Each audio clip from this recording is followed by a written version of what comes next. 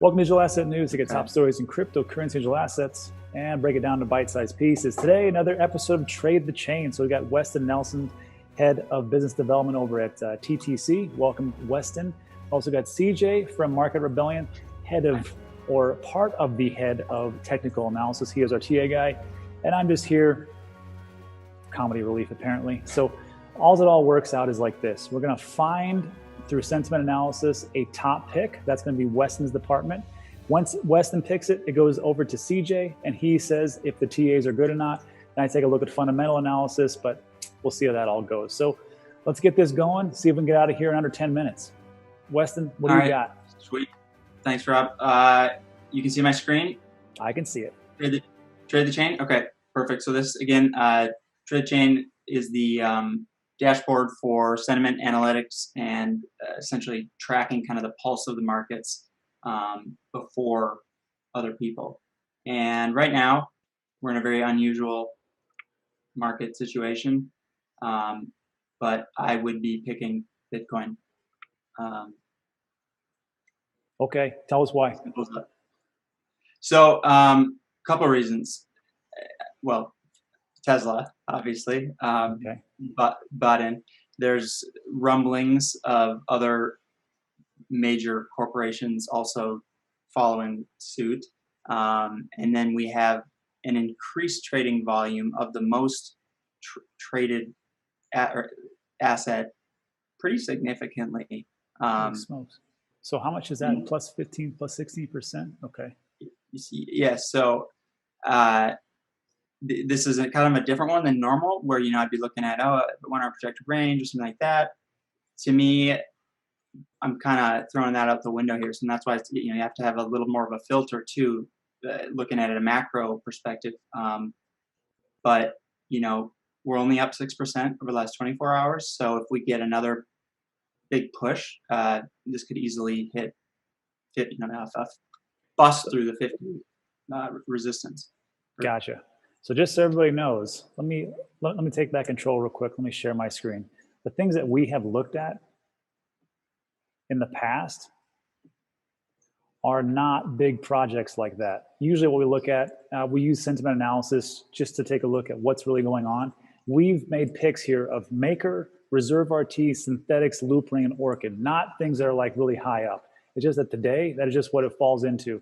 And if that's what the data shows us and tells us, then that's the way we're going to go. Now, let's look at what CJ's got as far as the technicals, because, can we keep running up, seriously? Oh, yeah. Yeah, absolutely. I think so. Especially due to the fact that we just broke above some critical resistance at around 45K. Now, okay. I want to draw your guys' attention to the 1 hour time frame, a little bit of a more micro time frame to start. But you can see we hit the sequential sell 9 on the 1 hour. And so that would make me hesitant to jump in a long trade right as that candle occurred. I was kind of expecting us to go down and touch this middle Keltner channel, because that's typically characteristic of where we find support in these bull markets and run-ups in the interim. So far, it seemed that this top Keltner channel has been sufficient to form as support on the 1 hour chart. And you can see we're already breaking out to almost new all-time highs when you judge it by the candle body close on the 1 hour time frame.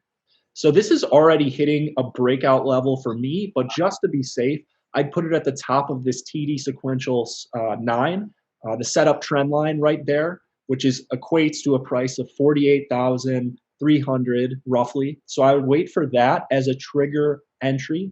But this is looking good. It's looking bullish.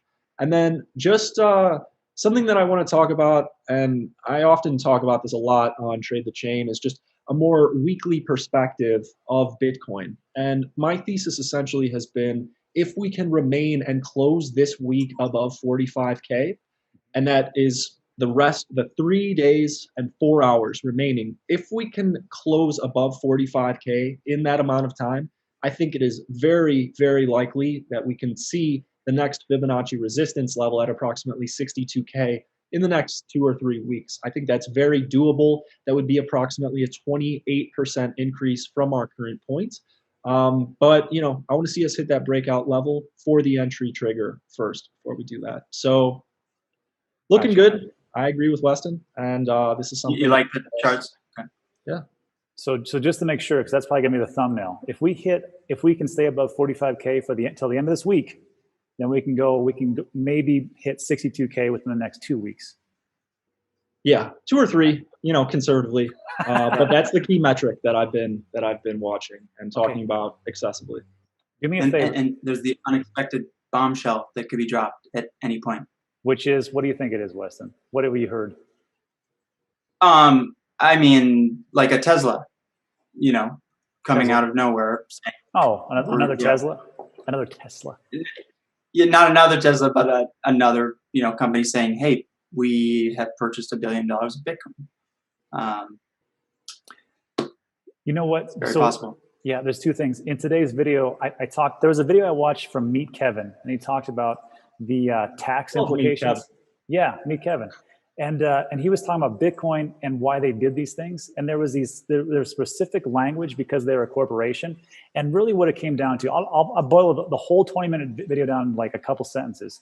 All it comes down to is that they will win no matter if Bitcoin goes down or Bitcoin goes up. It is the ultimate hedge. And if other corporations don't see it like that, they're completely blind. So I'll let they haven't watched the playbook. It's funny because we've seen that today with Uber. Yeah. Right. Oh my God. Down about 3% after their executives announced that, we looked at Bitcoin, but we're not going to do anything with it. And so people sold their stock off. So we're already seeing it. It's pretty interesting. That's crazy, right? It's the same thing. Like when Tesla bought it, their stock went up, 5%? And it was the same thing when Spotify hired Joe Rogan. They paid him $100 million, and they went up like 7-8% in like a day. So doing these things are smart. I see it like this. Oh, and there was one more thing. The last time we did this Trinity trading, there was a couple of feedbacks, and they said what they'd like to see is do a little bit of training, a little bit of teaching. So I'm going to start with CJ. I have a question. I know absolutely nothing about those charts. Show us what that was about, or just teach us one thing. We'll start there, because that one part where you said the sequential 9, I'm like, oh, what the hell that is. Yeah, yeah, that's a fault of mine as well. I kind of go over that stuff a little bit too quickly. But this is the most valuable aspect that I use in trading, so I guess I will teach it to you guys. There was an individual named Tom DeMark who created the sequential indicator, and that's these numbers above the candlesticks that we're looking at. And so what determines whether or not a candlestick remains green or red is whether it closes above or below the candle 4 candles prior. So I know that might sound a little bit confusing, but let's count the candles together, right? So why is this a red 1? Well, if we go 4 candles prior, 1, 2, 3, 4, we can see that this red 1 candle closed below the green 6 candle. So there we experience something called a price flip to a red 1. And so that's a way we can sort of gauge momentum. And I think the greatest efficacy comes into the sequential indicator when you hit these TD sell 9s. So when you reach a 9, that means that we've had 9 consecutive candles that have closed above the candle 4 candles prior. And when we hit that, that's typically an indication that we're going to see a sell-off, or at least just a temporary take profit zone. And the same is true if we get a red 9. I don't have an example here for you off the top of my head, but that's the general thesis. And so this is a free indicator. You can find the code on the internet and available, but that's probably the most important aspect of the technical indicators I look at. So I got you. So just because we said like on what time frames? Yeah, good question. Well, is most effective, because I know it works on really 1 hour. It works on all time frames. Yeah. It works on all time frames. One thing I'll say as a generalization when we're looking at TA and what I like to look for, I like to look at a green number on the 1 hour, the 1 day, the 4 hour, and the weekly. If we get a unison and a confluence between green numbers on all of those time frames, it's a really bullish sign. Say we're on like green all over, but say on the 1 hour we're reaching a red 9 or a green 9, then I'll wait for the temporary reversal period to pass, then enter into whatever direction I was thinking about. For me, The 4-hour and the daily are my favorite, but like I said earlier, this indicator and pretty much any technical indicator can be used across all time frames. Perfect. That's why last time we did Orchid, you said, let's wait for confirmation. I was like, yeah, sure, whatever. And I just bought it. Gotcha. You did end up getting a better deal a little bit. Yeah, that's true. Because of your bold decision. Okay. And then Weston, you got one thing for us? Teach us one thing about TTC. Yeah, so if I can teach you one thing, basically data science, right? It's a field that emerged about 12 years ago or whenever. Big rise of big data. Natural language processing is a form of artificial intelligence that scrapes the web and determines the sentiment of the text. And by using that, you can quantify positive and negative things to accurately forecast, within a relevant range, price predictions.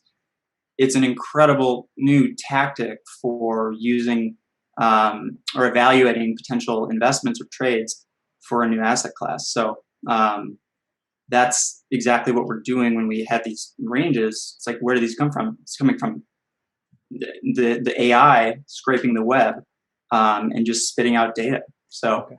All right. It's pretty cool. Perfect. So what we'll do here is I've already talked about Bitcoin and buying Bitcoin. I said I wouldn't buy anything over 30K. So I think that there's some retracement to happen right there. However, we're talking about trading and swing trading and day trading. So there's a little bit different. So I will put in $50 a day. I will buy it on Voyager and we'll see how we do. And then if it's not right, then I'll have to blame myself. That's how it comes down to. There's a new motto when trading this market, Rob. Typically in Wall Street, you say buy low, sell high. In crypto, it's buy high, sell higher. I like that. I like that. Bitcoin. With Bitcoin, yeah. Perfect. All right. So we'll wrap it up here. I'll put it on there. And just as a reminder for you watching at home, there's going to be 2 links. One's going to talk about Trade the Chain underneath. If you want to take a look at that, there'll be a link in the description. Also, what CJ was talking about as far as TA and TA trading, there's also a link for that underneath, and I will link in the description as well. I will buy Bitcoin. It'll be, it is today. What is today? It is February 11th, 1:30. Yeah, 1:30 Mountain Time, 2:30 Central, 3:30 Eastern. So I will mark it on the spreadsheet that I showed you originally. That's also in the description, so you can track this trade. Hopefully CJ's right and we get to 62K. Hopefully. And we'll go. Yeah, I really hope so too. All right, guys, that is it. Thanks for stopping by. We appreciate it. If you like that video, give it a thumbs up. Also consider subscribing because, hey, everything's time sensitive, and we'll see you on the next one. Thank you. Thanks.